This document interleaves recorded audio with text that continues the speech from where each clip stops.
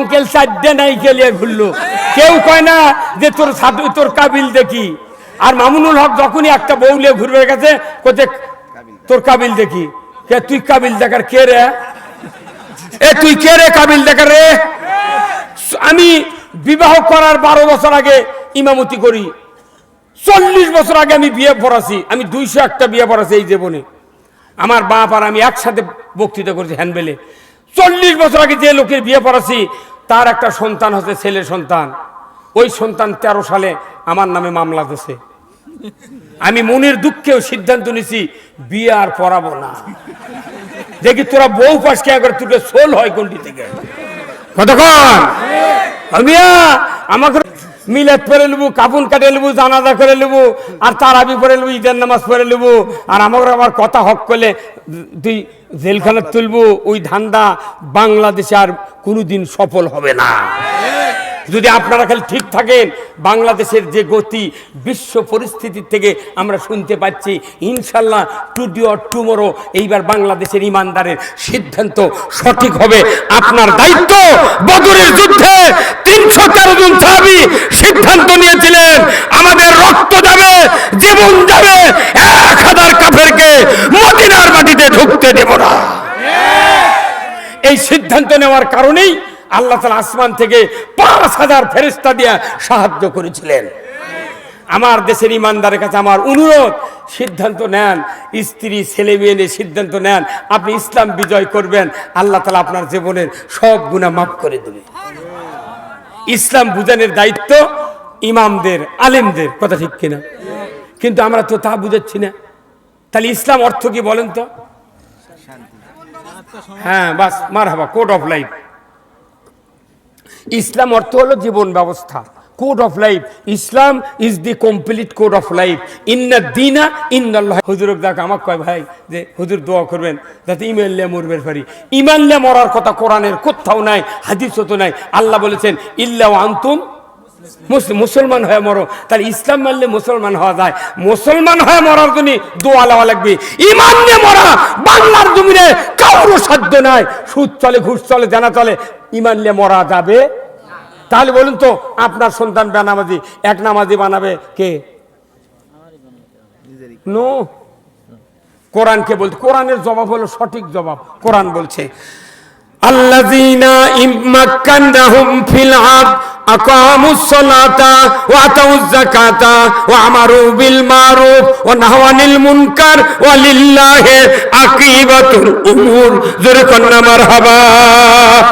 আবার আল্লাহ সূরা হজের 41 নম্বর আয়াতে বলেছেন, ও দুনিয়ার মুসলমান, যদি তুমি কোন ভূখণ্ডের প্রধানমন্ত্রী হও, সরকার হও, প্রেসিডেন্ট হও, ক্ষমতায় যাও, তুমি যদি জমিনের কর্তৃত্ব হাতে পাও, তুমি 4টা আইন চালু করবে। জোরে কর কয় আইন?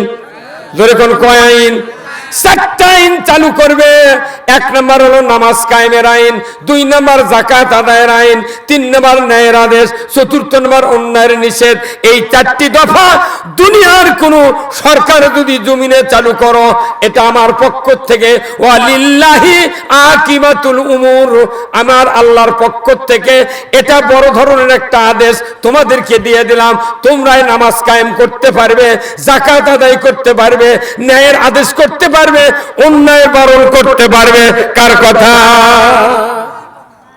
তাহলে আপনার সন্তানকে যদি নামাজি বানাবেন চান, ইসলামী সরকার কায়েম করতে হবে। হ্যাঁ কথা ভাই, কথা বললাম কি দেখেন নামাজ কায়েম করতে হলে কি সরকার? ইসলামী সরকার। সুদ যদি বন্ধ করতে চান কি সরকার? পর্দা ফরজ করলে কি সরকার? সুদ বন্ধ করলে কি সরকার? জেনা বন্ধ করলে কি সরকার? ঘুষ বন্ধ করলে কি সরকার? পুলিশ ভেরিফিকেশন বন্ধ করবার চাইলে ইসলামী সরকার দরকার। কি মূল ইবাদতের পয়েন্ট হলো সরকার ইসলামের বানাতে। কার কথা? কার কথা? এই জন্য নবী রসুল মক্কার থেকে মদিনায় গেছেন। মসজিদে নববী তৈরি করার আগে মদিনার ইয়াসরিবের ভূখণ্ডকে ইসলামী রাষ্ট্র ঘোষণা দিয়েছেন। কারণ ইসলামী রাষ্ট্র ছাড়া 99% ইসলাম মানা যায়। আচ্ছা ভাই, এখানে অনেক বৃদ্ধ মানুষ নাই? তারা মনে করেন ওই সর্দি জ্বর বিভিন্ন কাশি আছে, তারা কষ্ট পায়। এই লোকগুলো বলুন তো ফজরে আজান শোনে, মনে মনে কয় শরীরটা যদি অসুস্থ না হতো আমি মসজিদে যেতাম, কিন্তু অজু করবার তার থেকে বরফের মতো পানি। ওই তখন কয় মনে মনে, আল্লাহ যদি একটা বিধান দিত আগে নামাজ পড়ল দুপুরের অজু করল, কত গা আগে নামাজটা পড়ে নিল, যখন সকালবেলা সূর্য উঠবি 10টা-11টার দিক ফাইন করে অজু কর্ম। আল্লাহ নবী কাছে 3 বার ধুবের, আমি 9 বার ধুমো। নামাজ হবি জরিকন হবি। তাহলে অজু না করলে নামাজ হয় না, তাহলে অজু আগে তারপরে। আমার নবী মদিনায় হিজরত করলেন, হিজরত করার পর উনি মসজিদ মাদ্রাসা জিগরাজকার দাড়ি টুপি জুব্বা হজ উমরার কথা না বলে আগে ইসলামী রাষ্ট্র ঘোষণা দিলেন। তার কারণ কি, রাষ্ট্র শক্তি যদি কোরআনের পক্ষে না হয় এই জায়গাতে ইসলাম মানা যায় না। এই জন্য আগে ইসলাম কায়েম করে ইসলামের রাষ্ট্র ঘোষণা দেয়া, ওই রাষ্ট্রের সেনাপতি ওই রাষ্ট্রের শাসক নবী নিজে হলেন, তারপরে ইসলাম চালু করলেন। জোরে বলুন ঠিক কিনা? তাহলে ইসলামী রাষ্ট্র ছাড়া 99% ইসলাম মানা যায় না, কথা ঠিক কিনা ভাই? এই যে আপনাদের এটি গ্রিলের দোকান আছে, গ্রিলের দোকানত দেখবেন ওখান থেকে মিটার থেকে একটা লাইন নিয়ে আসা ওই ঝালাই মিশিয়ে এক কানি দিয়ে ঢুকে দিয়েছে, ঢুকে দিয়ে কারেন্টের লাইন ঢুকে দিয়েছে, দিয়ে এই দিক থেকে আবার 2টা লাইন বের করছে।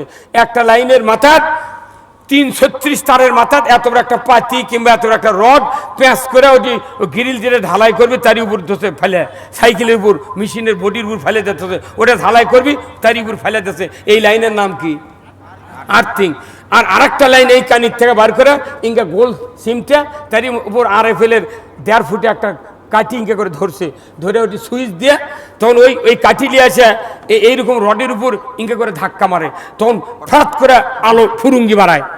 তখন এই কারেন্টের এই আলো দেখে তখন ওই রড আর ওই পাতি কয়, ভাই আমার গাঁৱত তো এমনি 1 কোটি ফোঁটা আছি, তুই আমার কষ্ট দিচ্ছ গে?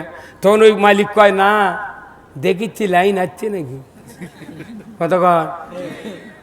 এই গত 16 বছরে আল্লাহ আমাকে এই জেল জুলুম অত্যাচার দিয়ে পরীক্ষা করছে যে না এরকে লাইন আছে।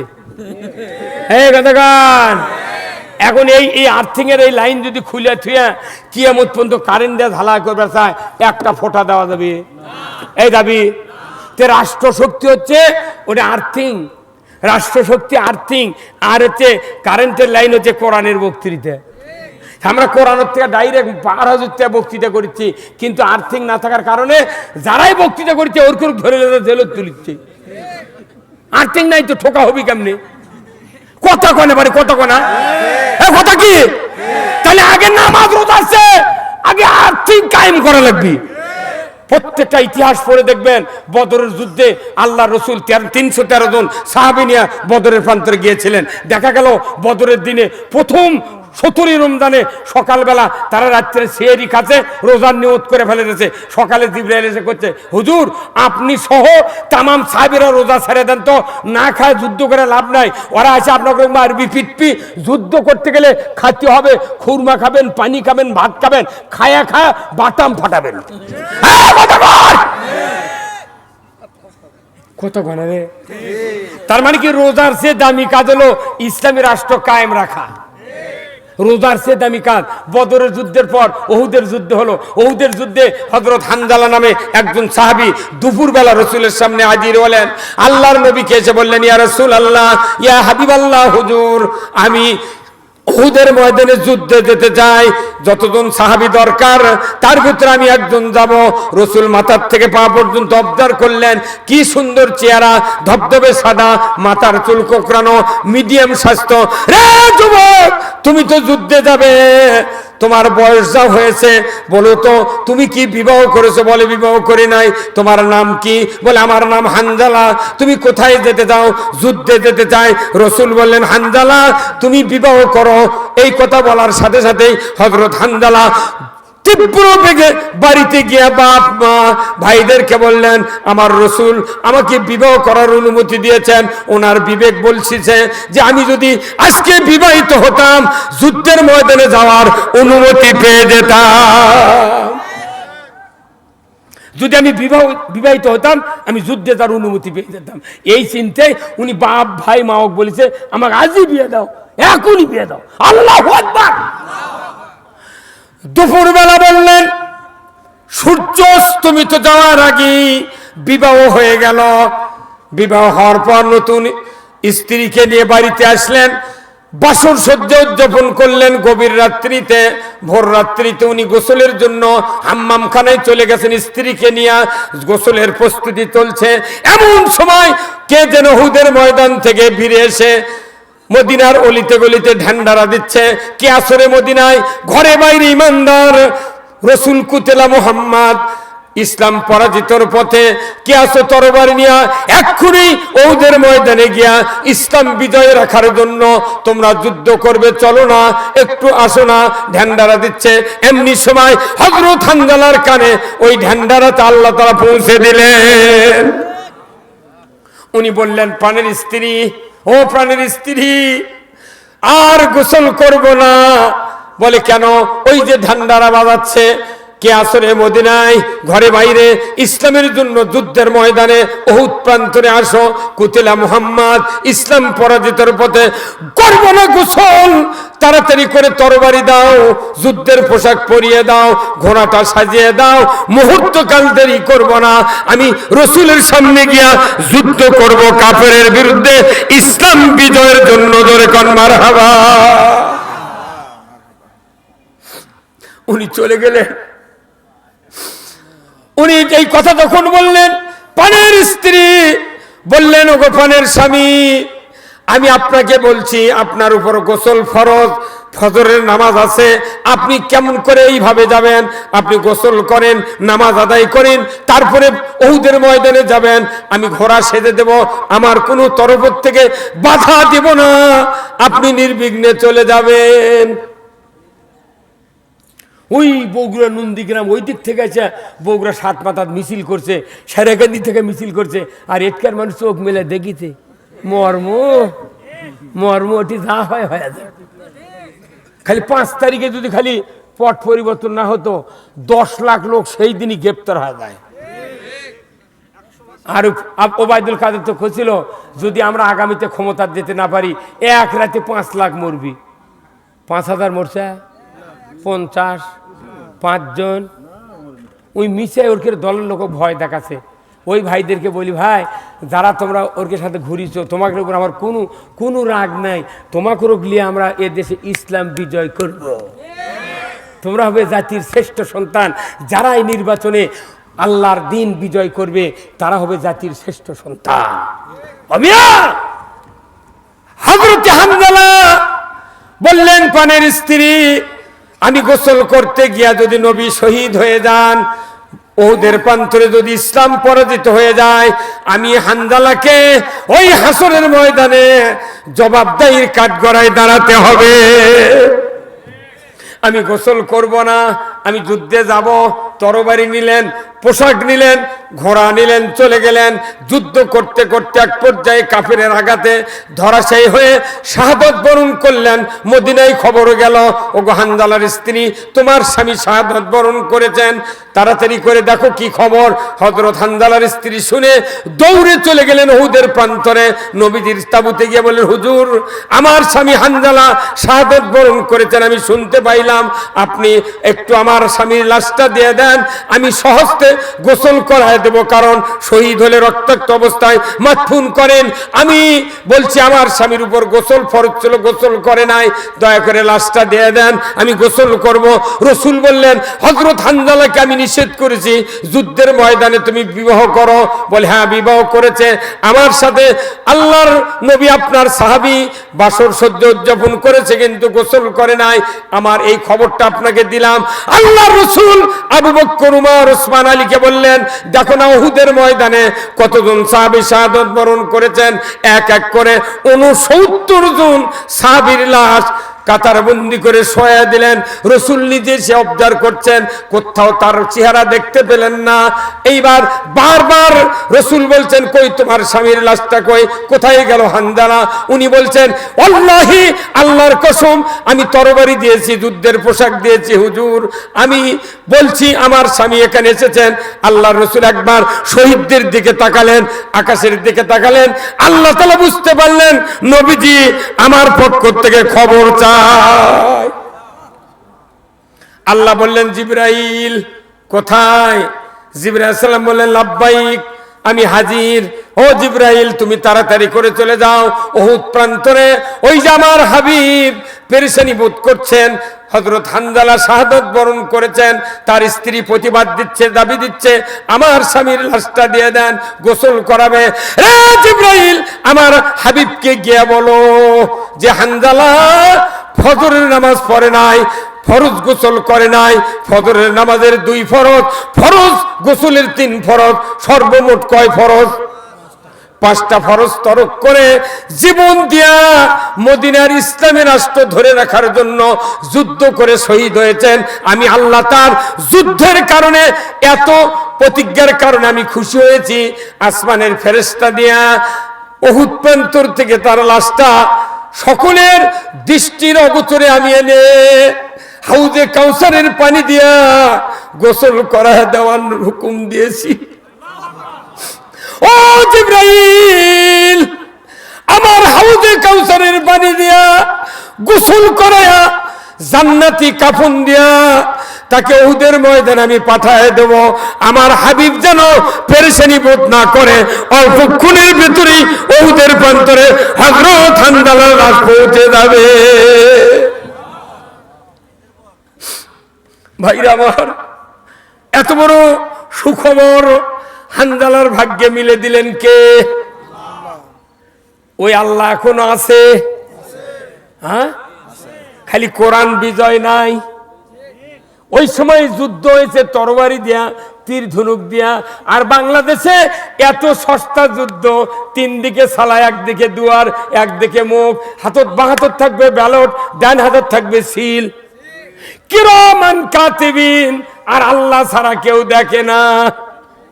এমন জায়গায় 4টা পর্যন্ত কিল মারবেন, 5টার আগে যার যার মতো টোপলা গুছে বাড়ি যাবি।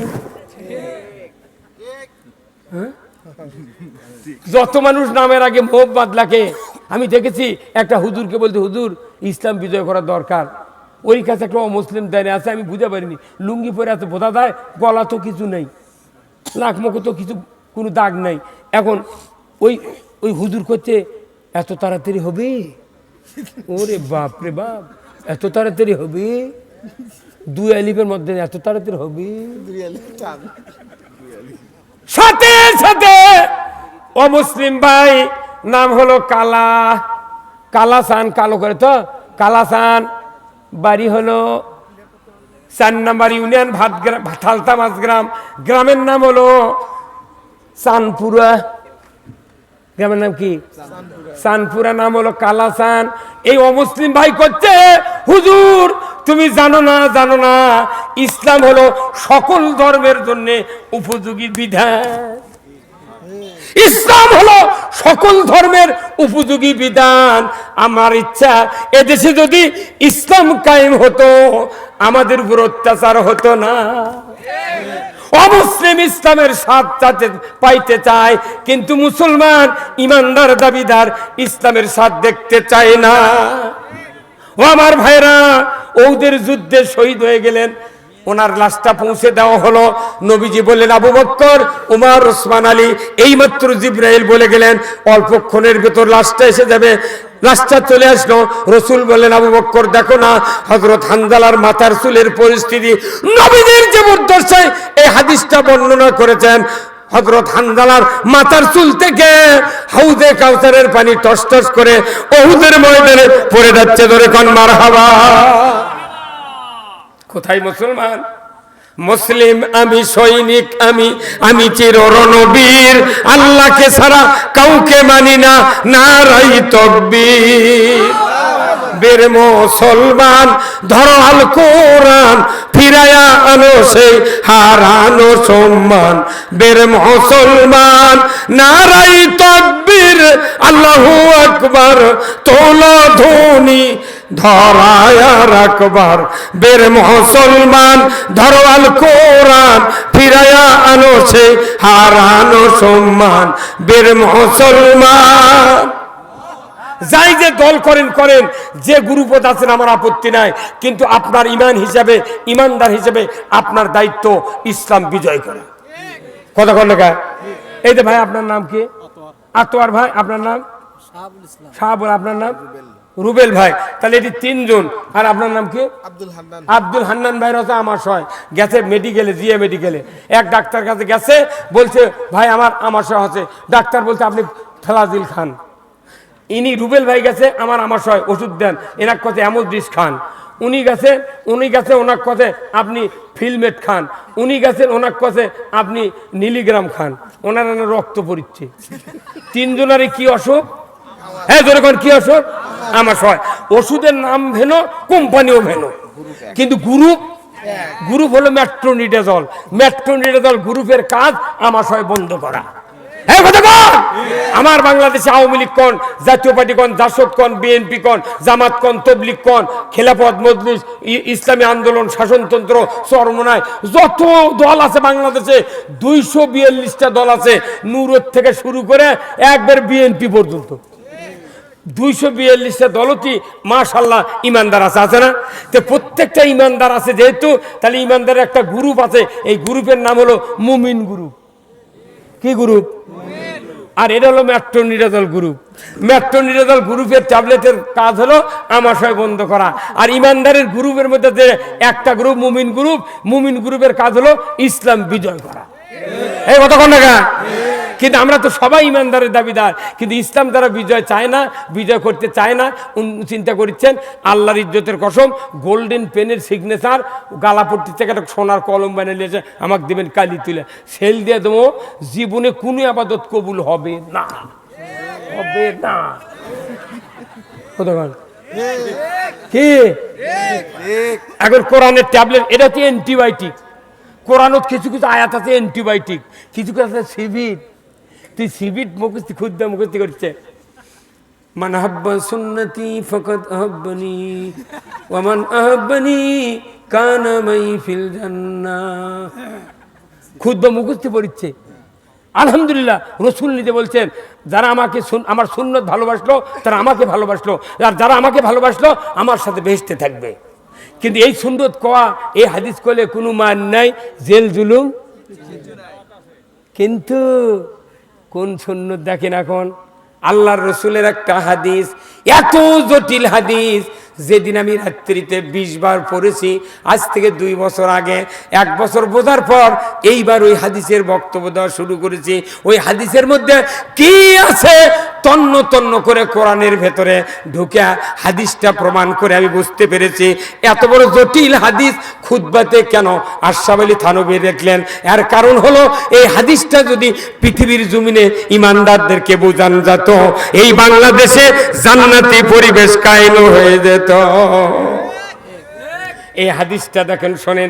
আজকে আপনারা শুনেছেন বগুড়া বড় মসজিদ সেন্ট্রাল থেকে শুরু করে পার্ক মসজিদ থেকে শুরু করে শহর দিকের মসজিদ পর্যন্ত, সারা বাংলাদেশ বয়তুল মোকাররম পর্যন্ত যত ইমাম আজকে আমরা পড়েছি শুনেছি, এই হাদিসটা যখন আপনাদেরকে বলা হবে অবশ্যই বুঝতে পারবেন হাদিসটার গুরুত্ব কত।